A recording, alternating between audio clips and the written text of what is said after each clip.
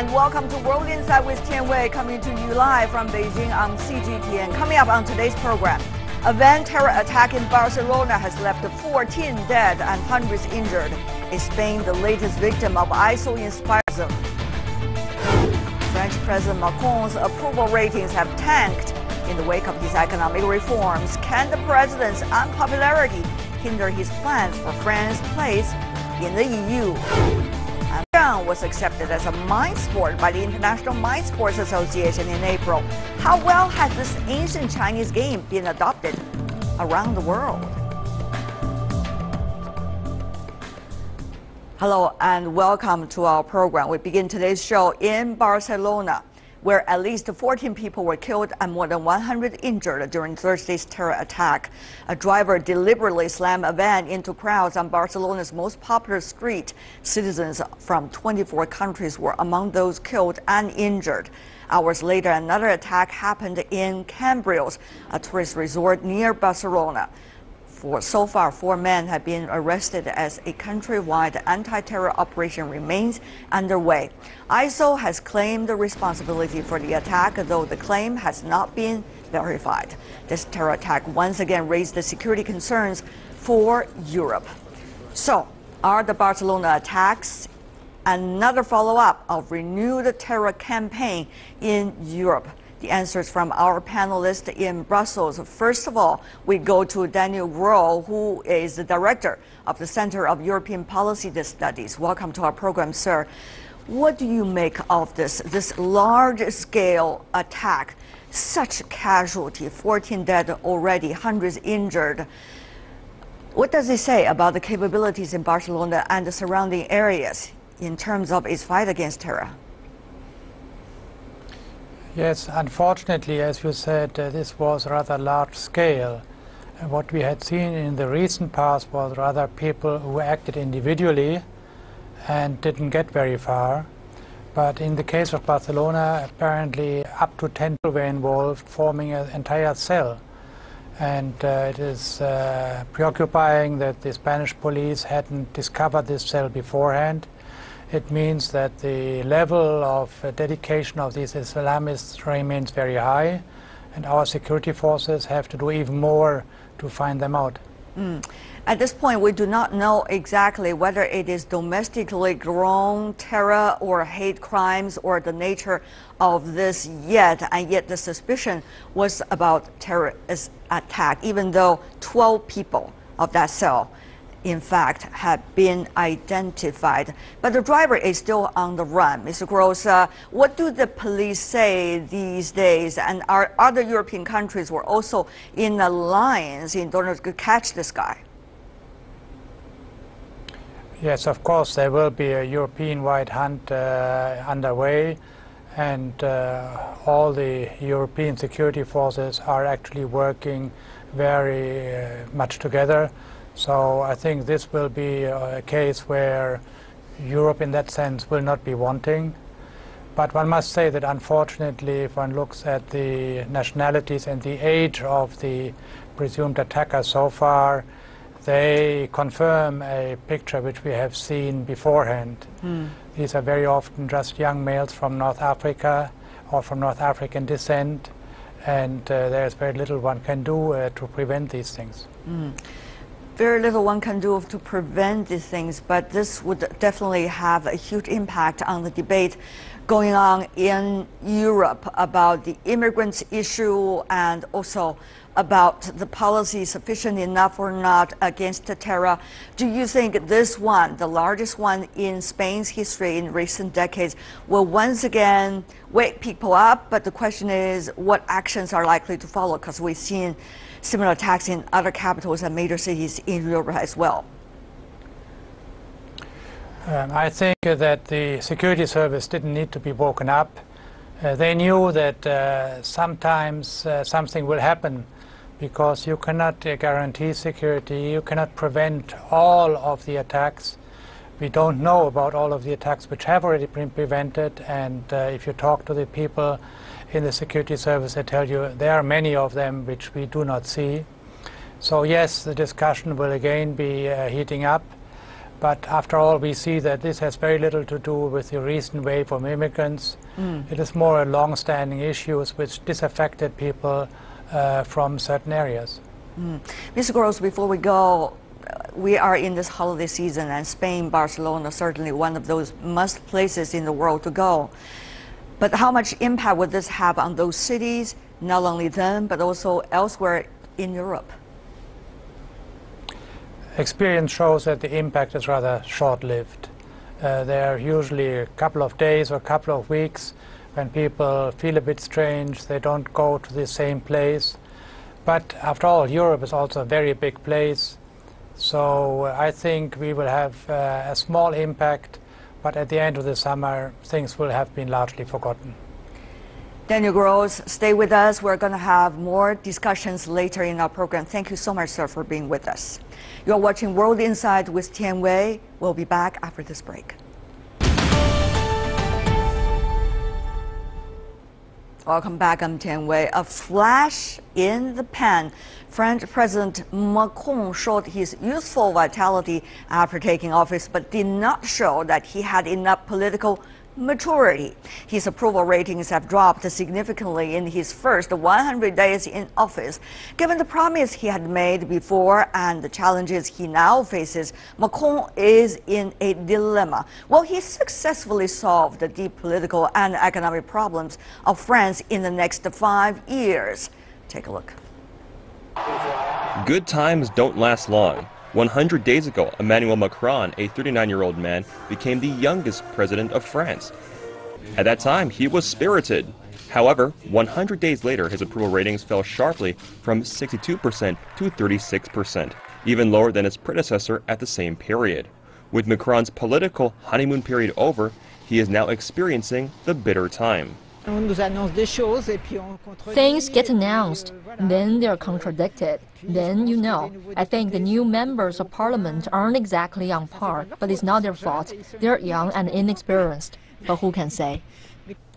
After Macron took office, 4 ministers resigned from government, handing him his first setback.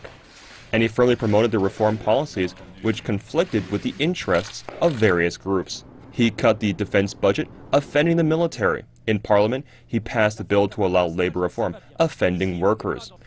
In addition, he froze the civil service wage index, thus offending civil servants.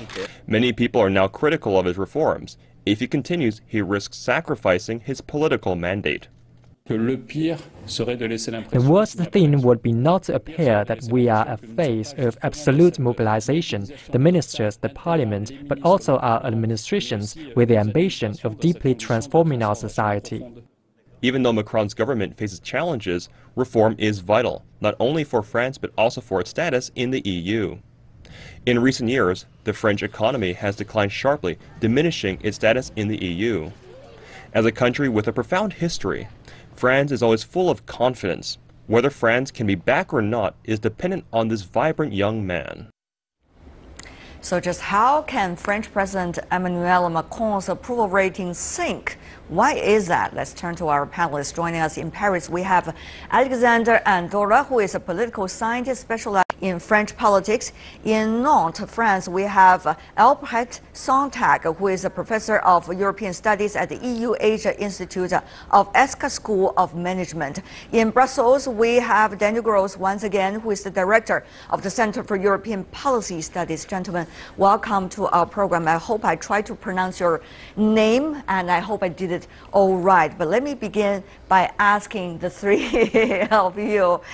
So, too young to be politically matured, or too much drama for the very beginning of his term? Why he's going through this roller coasting of approval rating? Let's go to Professor Sontag first.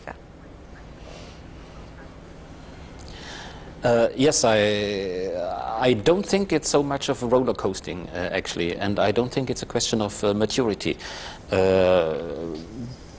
To everybody who is familiar with the workings of the Fifth Republic in France, after the election of a president, Macron is actually doing remarkably well, and he is rather efficient with his team in pushing through the first reforms. The problem is that the reforms, which he was very upfront about during the election campaign, inevitably hurt certain groups, and these groups now realize that they won't be on the winning side in the immediate, and so they begin to criticize the first actions of the president. But I wouldn't bother too much about it if I was in his place. Well, the president is there to be criticized, right? Especially first few months of his term.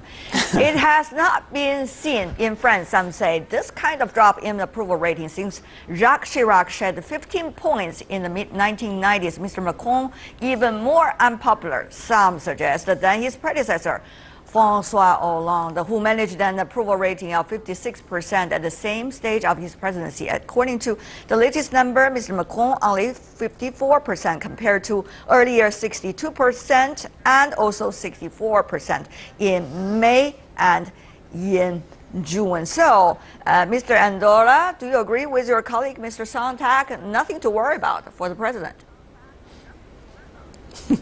Well, I agree. I would be more cautious because we have a small sample size here. After all, Mr. Macron has been in office for only 3 months, which is, 5% of his term. So we have to be cautious not to draw any definitive conclusions. But I think, yeah, it is quite normal to see his approval rating dropping. Presidents in France tend to lose popularity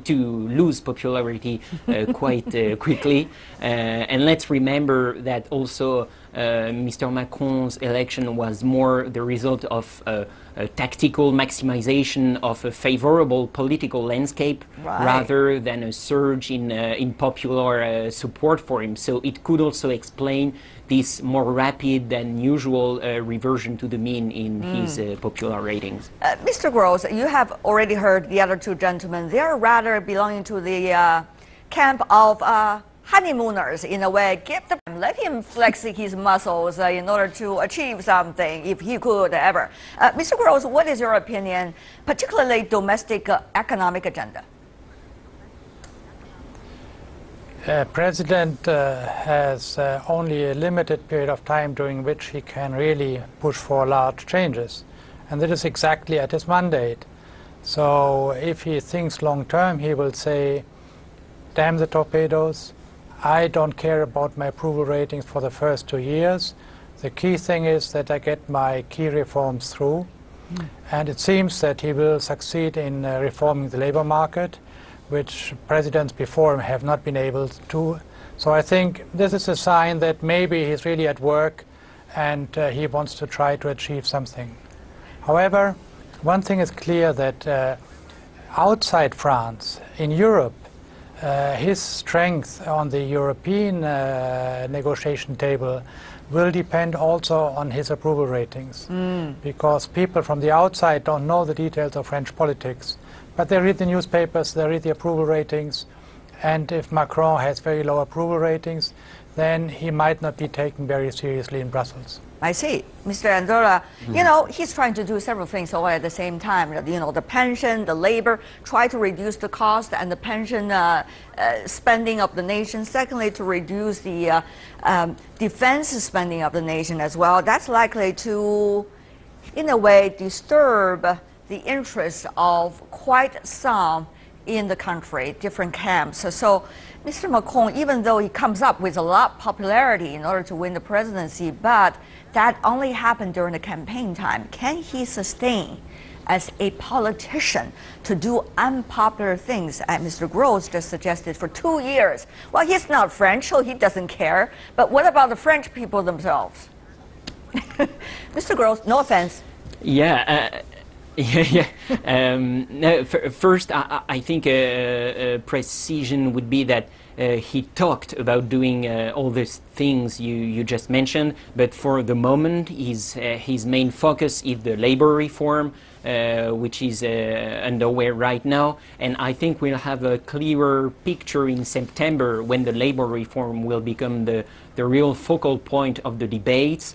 if the demonstrations grow and his popularity continues to drop, then he can be in difficulty. But I'm not sure it would deter him to reform, because after all, it was Mr. Hollande's path. And well, he spent most of his term with 20% approval and was not re-elected. Right. So we'll see how it goes. Mr. Sontag, is that the good reasoning that President Hollande, or rather, shall I say now, Macron, should continue with that path because his predecessor has much lower numbers, so he's having a pretty good start doing comparison. Would that give him much political ammunition to do the real stuff? Again, I would say that the popularity ratings, or the approval ratings as you call them, are really, really secondary. What counts for Monsieur Macron is credibility, and credibility comes from two sources. The first one is to keep to what he said on his election platform and to do exactly the reforms, whatever painful they may be, that he has announced. Credibility internally, and that will lead to credibility also within the European community, because if he manages to get France finally below the budget deficit of 3%, he will earn a lot of credibility with his German partners, and after the German elections he will have the opportunity to shape the Europe of the next 3-4 years together with the new German Chancellor, who is very likely the old one, and with whom he has already launched a very, very good working relationship. Well, it's interesting that we talk about this, talking about the stable leaders, for example, compared to the German Chancellor. Mr. Gross, you know this better than any one of us probably. When you do comparison among these European leaders, you think about the leadership. I mean, what does it take, and what is likely to be the quality of leadership? Well, there is something about keeping the promises. The other two French gentlemen have certainly mentioned about that. There's another thing of being charismatic, being the change, different from the predecessors. That's what President Macron was during the campaign. But the question is, will those qualities likely to aid him to be the one with the real promises being accomplished is a big question mark. What does he have in order to accomplish that he has promised? First of all, on the European scene, you count if you count at home, and of course if you have strong economy behind yourself, and a strong economy also with a sound fiscal policy. So I totally agree that he has to get the budget deficit below 3%. To be able to discuss with Angela Merkel. But Angela Merkel is so strong also. But Mr. Gross, before we go to Angela Merkel, let me ask you a little bit further about that, because we are talking about what does he have, President Macron, in order to make sure that the budget deficit is going to remain 3% and even more than that.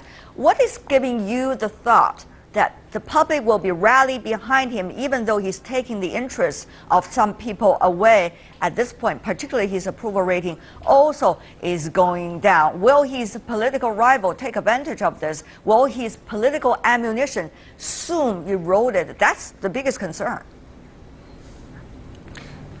He has a very large majority in parliament. There will be no elections for another 5 years. That's right. So he could say, I don't care about my popularity. I just push the budget through the parliament where I have a very large majority. So that is in his power, and as my colleague said, then he would also show consistency. That is the task before him. And France is not so far from the 3% limit. So with a little bit of action this year and next year, he could bring public finances in order in France. Reforming the labor market might be more difficult. Well, getting that 3% budget deficit down, Mr. Sontag, how much will President Macron be able to talk to his German counterpart and trying to make the policies favorable even in the future for France within the EU framework, Mr. Sontag?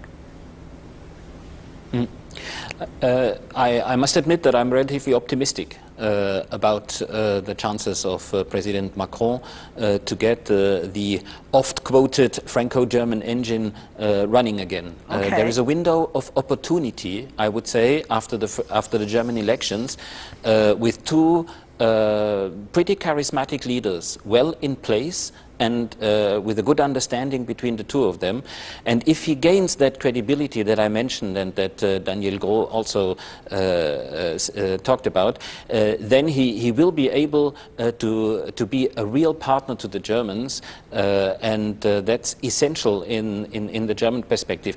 In a caricatural way, you could almost say that approval ratings of Macron in Germany are actually more important than approval rating of Macron in France at home.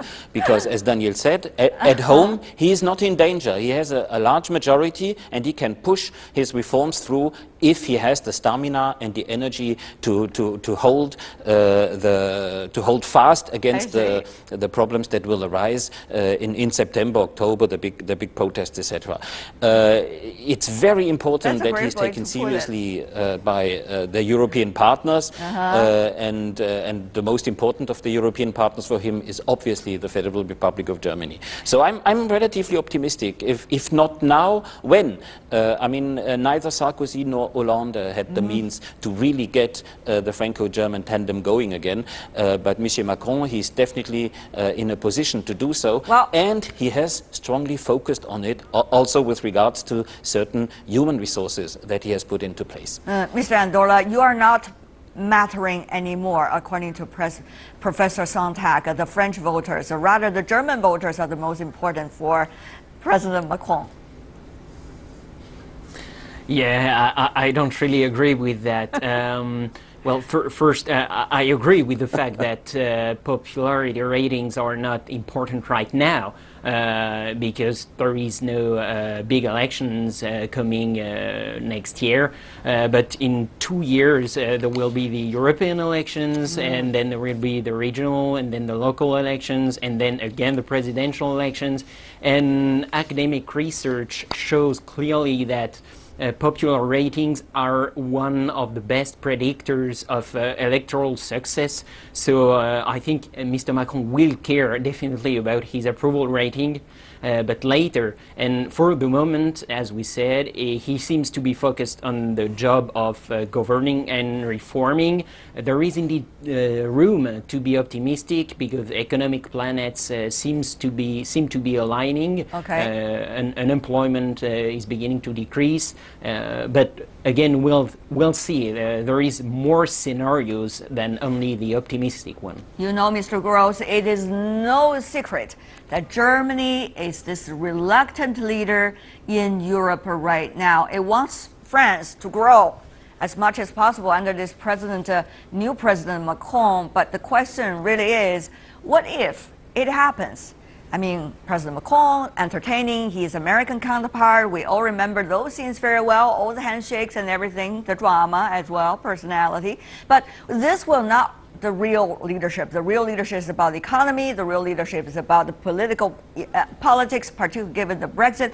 We all know this. But the question is, Mr. Gros, once France is getting somewhere, will this German-France relationship really likely to give Europe a boost?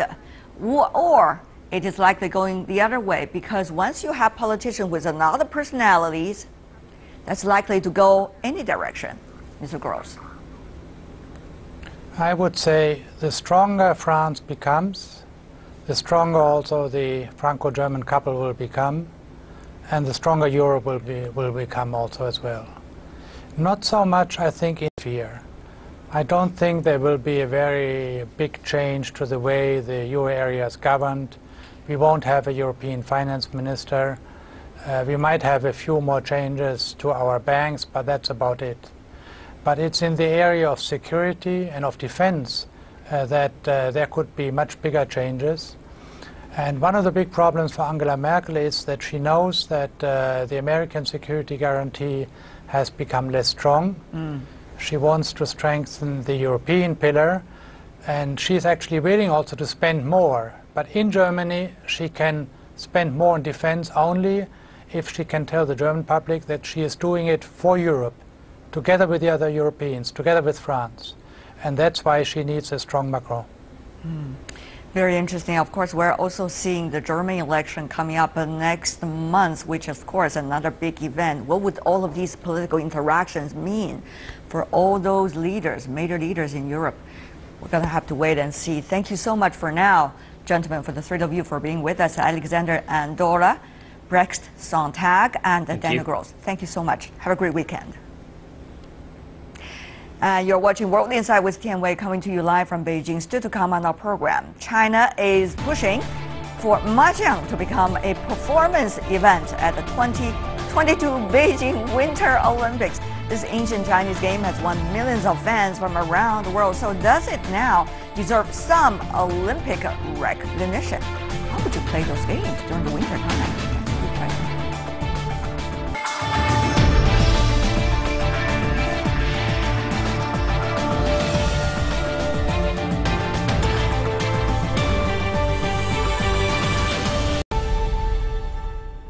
Welcome back. You're watching World Insight with Tian Wei, coming to you Monday to Friday, live on CGTN.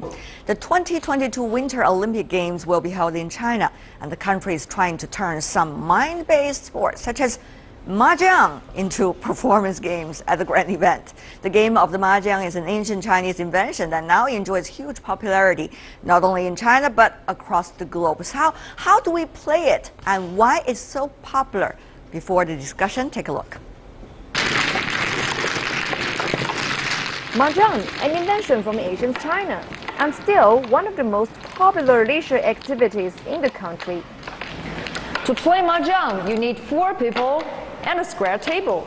But before that, it may take you a little time to recognize all the tiles.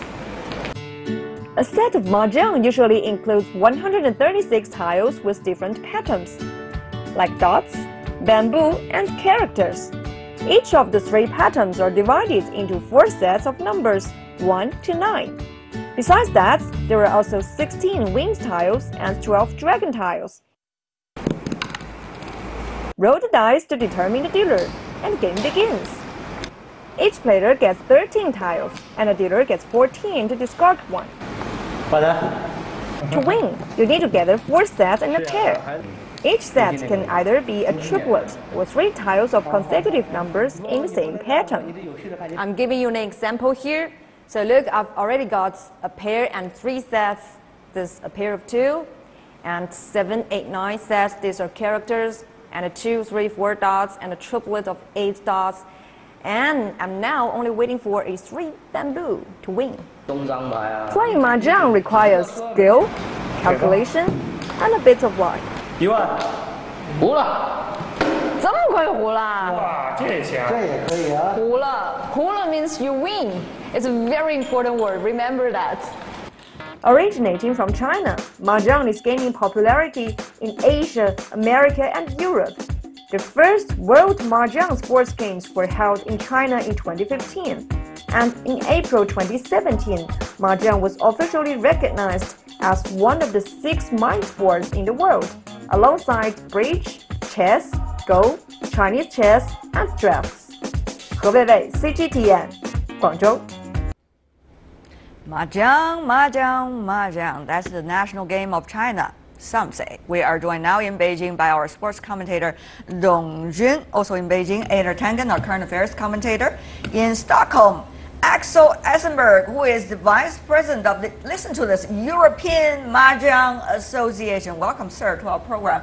I want to begin with you, Mr. Essenberg. So, when did you start playing Mahjong?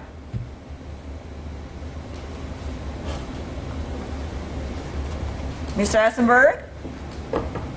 I'm sorry, could you repeat that? When did you start playing Mahjong? Yes, can you hear me? I could. Hello? Oh, I started playing Mahjong when I was about 8 with my parents and my sister. Because my parents liked the game. It was a nice game. It was easy enough to just learn the basic rules and teach them to kids. So we played pretty much once a week, every evening. And that was like about 40 years ago. All right. So since then I've been playing on and off, usually in a more social setting. When I found that there was actual tournaments being played in Mahjong, I started with that, playing with the with the competition rules, which originated in China in 1998. I see. Well, there seems to be a family history Europe behind you. That's interesting to take a look at how Mahjong has become popular around the world. Take a look at Europe, for example. Back in the year 2000, various Mahjong clubs appeared in quite a few European countries. 2005 witnessed the establishment of European Mahjong Association, and the first Open European Mahjong Championship was held with the founding members including Austria, Denmark, France, Germany, Hungary, Italy, and the Netherlands. Not necessarily in Stockholm, but you know what? Mr. Eisenberg really flourished. So far there are over 1 million players and nearly 20 organizations of Mahjong in Europe, just after China and Japan. The Europeans seem to have a lot of time, Mr. Einer. Thank it. Well, it's a game. It's a family game. It's something that you can do kind of like, it's a little bit different from bridge in that you're not playing teams and things like that. But this is a really a very traditional Chinese game, and I think people are fascinated by that. Yeah. The Chinese families are playing it, particularly during the Spring Festival. And you read about this in the Chinese novels, like the Joy Luck Club. People are playing Mahjong, and people take it as if it's a symbol of China. Is it, Dong Jun, according to you? But don't forget, although Mahjong enjoys a popularity not only in Europe but in some neighboring countries in Asia, but China, the original plays of Mahjong actually suffer setbacks for decades during the Cultural Revolution, and in many decades after the Cultural Revolution. Have to catch up, right? The government has been trying to deal a very heavy blow against any gambling related to Mahjong. But now it's not, right? It's a sport. Yeah, but as long as they don't. What is a sport? I don't know. I mean, it's a mind game. It's like bridge and things like that. I don't think sport. I think sports I'm not even is more sure active. about mind, the word. Well, it takes a great amount of skill. Chances. Okay, Mr. Eisenberg, you have heard from your Chinese colleagues over here, as well as Mr. Tangen, who have been living in China for like forever. They have very different views about Mahjong compared to what you had to say. Has China's, national sports, in a way, Mahjong, becoming ever more mysterious and favorable elsewhere in the world than in its homeland, Mr. Eisenberg? Briefly. Well, I actually agree with a lot of the views. As far as the classical Mahjong goes, it's being seen as a very nice game to play. It's mysterious. It has a very nice set of rules. It's very pleasing to play. Really? But it's not really seen that much as a mind sport. What kind of nice rules you're talking about? Let me try to learn about it. What is kind of nice rules you're talking about? I'm a Chinese, I don't know that much because I don't play Mahjong myself. But so tell me, and our international viewers.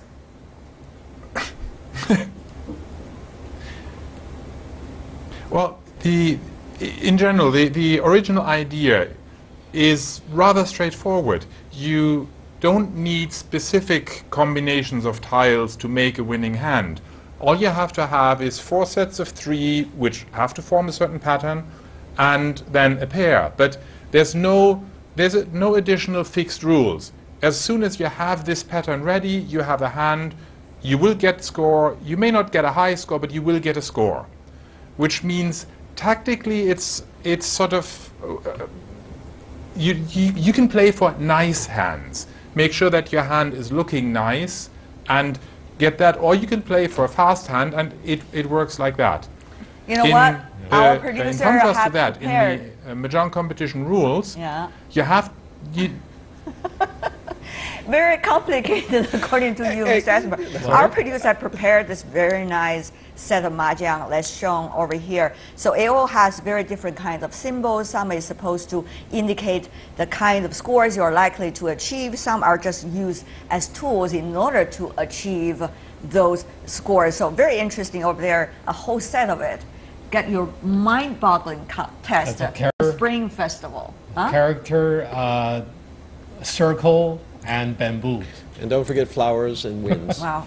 All right, over my head. But why are Chinese, through history, so fascinated by this, according to you, Dongjun? You don't deny the very comprehensiveness of this game. It's a marvelous invention by the Chinese. Although people may argue that actually the very established set and patterns and rules were not available until Qing dynasty, just several hundred years ago. But it has a compelling influence, at least among our neighboring countries. Yeah. And it's become so popular in Japan, Korea, and in the Hong Kong and Taiwan of China, that even when Mahjong suffered a sudden stop during those special decades, it kept developing in Asia. And I think they kind of played a very important role promoting Mahjong into Europe and North America, not by China itself. Yeah, but that was in the 20s. The first, Abercrombie and Fitch was the first one to import Mahjong tiles into the United States. And it became just a kind of a game, a very social game, mostly played by women. Some men did play it itself. But I mean, it's not the connotations with gambling and things like that were really the downfall that everyone had. But it's not a bad game. And as China develops, there's going to be a lot of curiosity about what Chinese like and what they do and things like that. So I would expect people to say, well, I want to learn Mahjong. It sounds interesting. Yeah. Mr. Ashberg, you know, we see different countries. They have their favorite sport. For the Americans, it's the American soccer or American football, shall we say. You know, that it is not that well played elsewhere in the world. For the Canadians, it's the ice hockey, which is not that much played elsewhere in the world. Different countries have their favorite sport.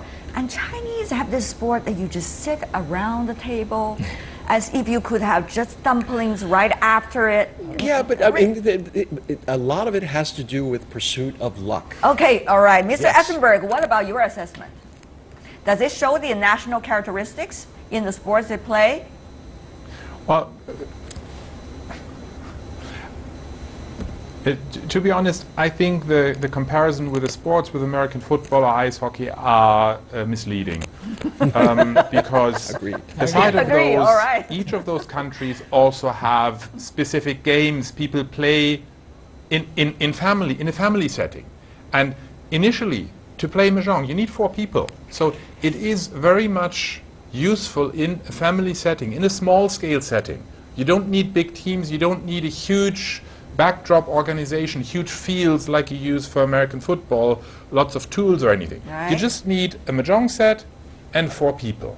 And most countries in Europe have sort of their own game. And those games are rarely recognized outside those countries. So if I go to Germany, I would mention a game called Doppelkopf, which is very commonly played in Germany. But once you leave Germany, nobody knows it. It's a local game. Right. And Mahjong is special in a way that it actually attracts interest from other countries than China. Well, such as you, of course. So but you know, when you think about Mahjong, it has a certain specialness whether it's to a family game or it's an international game, one day we could become a sport or just mind game itself. It's interesting because you have to play with 4 people together. It's not just one versus the other. Not one pair against another pair, but 4 different individuals. Yes, indeed, and it could go in very different directions, and people could have allies with one another. They could form groups, and those are all temporary. So it's rather a human interest game than a sports game or a mind game itself, I would say. Dongjun. Yeah, that's why we say that Mahjong was just recently included in the International Mind Game Association instead of any other athletic sport association. Here comes the interesting point. You know, okay, the chess, even the Go, they fail because they have lost to AI, artificial intelligence. But it's not easy for Mahjong because you've got to have 4 people to play together. How is that going to be contested? Maybe in the future it's the only game left that is not likely to lose to AI, artificial AI has a intelligence. potential You could do it. into this. You could do it. As long as you have a universal international rule. All right. On how to play. All right. But there's another aspect to things. I mean, in Really? the West, yes, in the Go West, ahead. we'll say something like, well, we play bridge. In China, they play Go. I mean, they play Mahjong. Mahjong is you against the other three people at the table in some parts. But in really, you're against your neighbor, because if you put down tile and they claim it, you're going to have to pay more to them than otherwise. So there's this shifting alliance kind of idea, whereas bridge is very much straightforward. It's pairs and pairs. And then we talk about Go versus chess. Chess is so many moves ahead. You're thinking 20, 30 moves ahead, whereas Go is very situational. Okay, and your point is? That sometimes games are an insight into the culture and the way people think. And probably how the world is moving. Yeah. Very interesting. And among all the board games, I think Mahjong is more like a 100-meter dash. Each sprinter wants to be the first to hit the line, the finish line. But you don't. You like a who? But I've seen many times where people will throw away good hands simply to not let somebody else win. We're going to talk about the strategies of Mahjong off the microphone after we finish our show, because we're really running out of time. Mr. Eschenberg, final words from you. 20 seconds if you can, sir.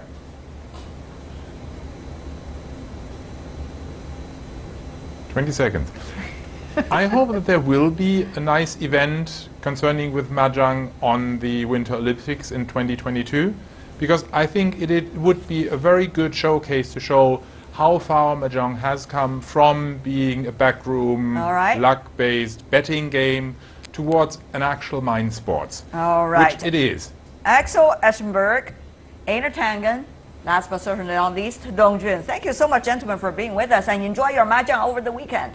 A big sigh over there, certainly a family game to come. That's all the time we have for today. If you'd like to see more, try to find us, World Insights CGTN, on your search engine, or find us through the YouTube channel. Also follow us on Twitter, Facebook, and Sina Weibo. From me, Tian Wei, and everyone on the World Insight team, thanks for watching.